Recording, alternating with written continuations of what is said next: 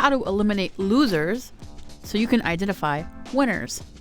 So now you have a whole bunch of pitches. How do you choose what to build? Well, we talked about this funnel where you gather all your pitches up and then you narrow them by constraints until one pitch emerges victorious, the winner. But what are these constraints? What are constraints, period? A constraint is a limit to what can be created, launched, run, or sold. Or, as I like to think of them, bumpers to keep you on track to creating a product that you can create, run, and sell. It's also kind of like a Plinko board. Hold one Plinko chip flat against the board and let it go. Here it comes. Looking good. Looking good. Looking good. $10,000 for David. And he has 3 more Plinko chips. When it comes to 30 by 500 and when it comes to the products that you're going to create, Plinko is a pretty good metaphor. So imagine, if you will, that game board. And instead of pegs or nails, you have a wall.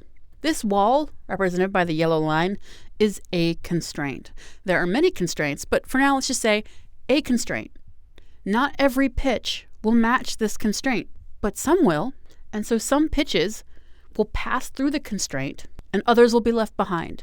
Now you have 3 fewer pitches to choose from. This decision is getting easier and easier. And good news, there's more than one constraint. There's a continual filtering process. Oh, look.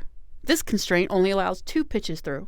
You essentially repeat this process using a set of very specific, described, and detailed constraints until you arrive with one pitch, or at least one pitch that's ideal for today.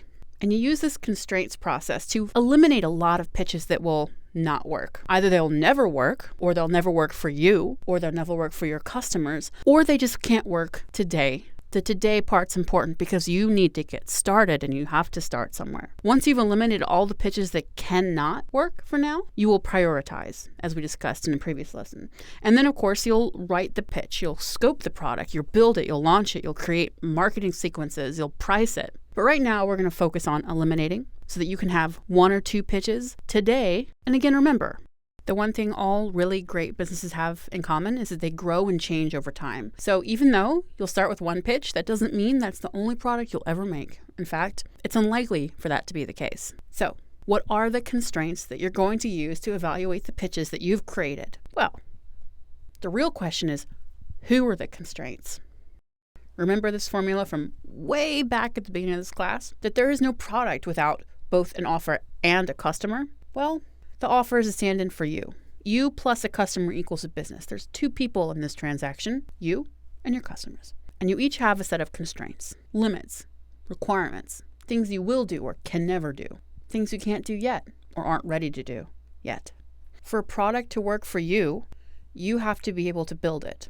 You have to be able to launch it. You have to be able to keep it running, or else building it and launching it becomes irrelevant. If you can build it and launch it, but you can't run it, well, your business is going to crash and burn. So this is a very important constraint.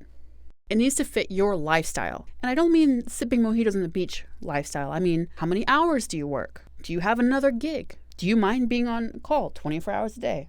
It has to fit your lifestyle. The audience has to suit you. It needs to be fun enough for you to keep doing it. And when it comes to your customer, well, they have constraints too. They're real people and they have limits. They need to be open to the product. They need to already use things like it. You need them to already buy things like it. They have a cultural belief that a product like this can help them and provide value. It's important that they will not be harmed by the product, even if it malfunctions. And lastly, of course, it probably goes without saying, but I'm going to say it anyway. The product needs to work. It doesn't need to solve the problem for once and for all, forever and ever, never again. But in the right hands, it needs to considerably lessen pain. These are all the major constraints. And don't feel like you have to memorize them because we're going to go through them in detail in just a minute. But now that you see what the constraints are, you'll see that we've broken them into these 2 groups for a really important reason. When you go through this process, you'll take an individual pitch and you will evaluate it first against your constraints. Because if you can't make it or you will hate your life, it doesn't matter if the customers want it or not. That's a recipe for failure. But if it's something that you can do and can enjoy doing, then it's time to test it against the customers. And the good news is, probably most of the pitches that make it through your constraints will be at least somewhat suitable for the customer because, of course, your pitches come from Safari and the constraints for your customer also come from Safari. And a pitch that makes it through both sets of constraints is a potential winner.